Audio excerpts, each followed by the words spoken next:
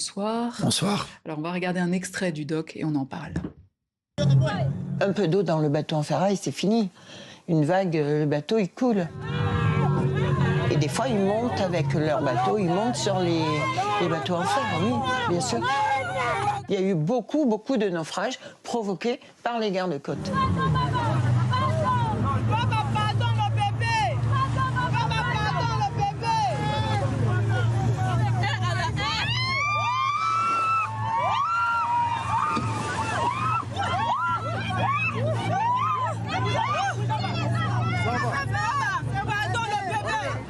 La garde nationale tunisienne, ils ont fait un naufrage.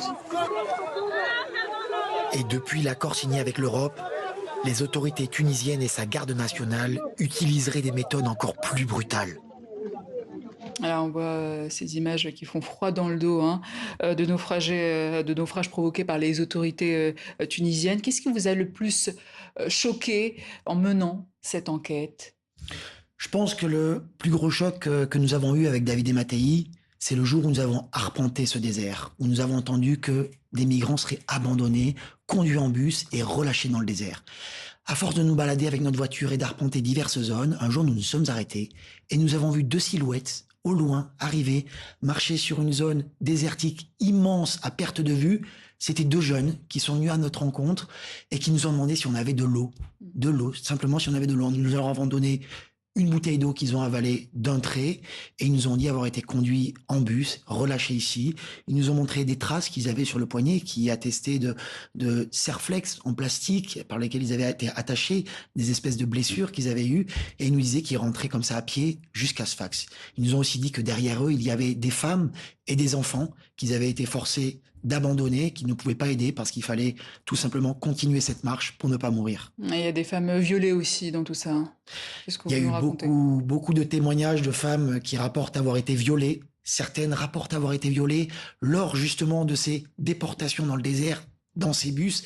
Elles disent avoir été violées par des policiers, dans les bus, dans le désert. Ce sont des témoignages que nous avons recueillis avec David et Mattei, que nous ne pouvons pas prouver, mais en tout cas, nous en avons entendu beaucoup. Et quand on voit ces images de naufrages de bateaux qui sont provoqués, peu importe s'il y a des bébés à bord.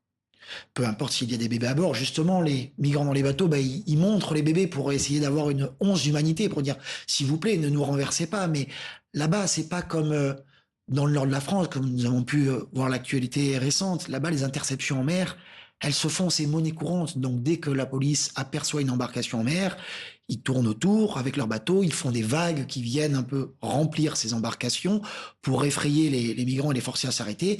Et si ça ne suffit pas, on vient mettre un petit coup avec le bateau et parfois, ça se solde par des drames. Les bateaux, malheureusement, de ces migrants, ils sont en fer. Ce sont des plaques de fer qui sont soudées entre elles. C'est ce que les passeurs leur vendent comme voyage. Et ces bateaux en fer, si on met un petit peu d'eau à l'intérieur, ça coule comme une pierre et donc il y a énormément de morts. Et dans quelles conditions avez-vous mené cette enquête, vu que les journalistes sont empêchés de travailler librement en Tunisie? Alors nous sommes rentrés dans ce pays en tant que touristes. Nous avons élaboré diverses stratégies et pour aller dans ces campements de fortune, c'était quasiment un protocole militaire qu'on avait mis en place avec David, c'est-à-dire qu'il y en avait un de nous qui conduisait, l'autre qui avait la caméra prête, il ouvrait la porte, l'autre partait en courant dans les champs d'oliviers, il se cachait dans le campement de fortune sous une tente. Le second allait garer la voiture à 3 kilomètres, se grimer avec une casquette, une tenue qui ressemblait plus ou moins à une tenue d'un ouvrier, et puis le rejoignait comme ça, parce que ce sont des petites villes. Les habitants, ils vous reconnaissent si vous n'êtes pas de la ville. La police, elle est partout autour des camps. Elle tourne constamment. Les journalistes, ils traquent les journalistes. Ils ont aussi des barrages routiers qui sont tous les 50, 100 kilomètres. Et quand on voit une voiture de touriste qui n'a rien à faire à cet endroit-là, on la contrôle et on demande « qu'est-ce que vous foutez ici ?»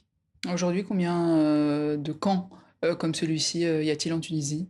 Alors, il y en a un principal qui est donc à 50 kilomètres de Sfax à peu près, qui s'étend sur plusieurs dizaines de milliers de kilomètres, où il y aurait 20 000 personnes. C'est le campement dans lequel les autorités tunisiennes auraient un petit peu forcé la population subsaharienne à s'exiler de toutes les villes de Tunis, en passant par Sfax ou d'autres, et de venir un petit peu dans ces campements où il n'y a aucune aide humanitaire, aucune aide quelle qu'elle soit, pas d'eau courante et où la vie, elle est vraiment très très dure. Pas de soins médicaux. Il y a des enfants qui naissent à même dans la terre. On a pu assister à ce genre de scène. Oui, votre documentaire commence par cette scène, d'ailleurs, de la naissance d'un enfant dans un camp. Alors, depuis la signature de l'accord migratoire avec l'Union européenne, les violences semblent avoir redoublé. En quoi ce partenariat a-t-il aggravé la situation, selon vous? Bah, si vous voulez, l'Europe, elle félicite la Tunisie des arrivées de migrants à Lampedusa qui ont diminué de près de 80%.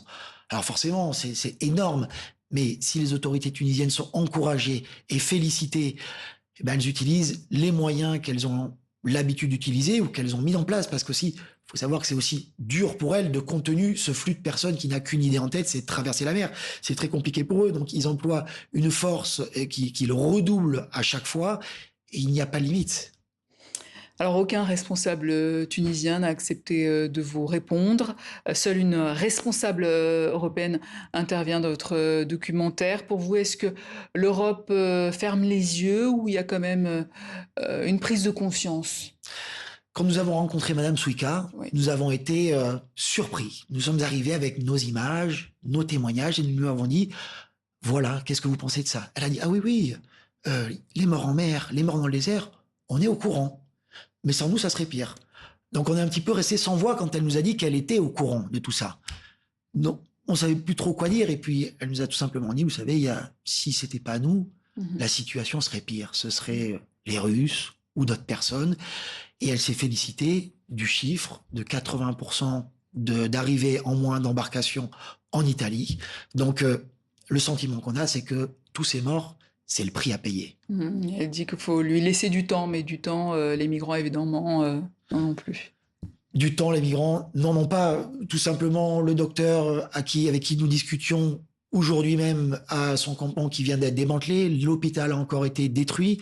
Le témoignage de la dame qui a été violée, elle a été déportée, donc elle a disparu. On ne sait pas si elle est en prison, dans le désert. Les 2 garçons que nous avons rencontrés dans le désert ont été capturés. Ils ont été vendus en Libye. Il y en a un dont la famille a dû payer pour qu'il soit libéré de cette prison.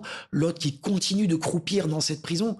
Et en fait, c'est un enchaînement de circonstances toutes plus horribles les unes que les autres chaque jour. Donc du temps, il y en a pas. Elle nous a dit que la situation serait réglée. Donc on attend de voir. Tunisie, l'enfer des exilés, c'est le documentaire co-signé Julien Goudichaud. Merci à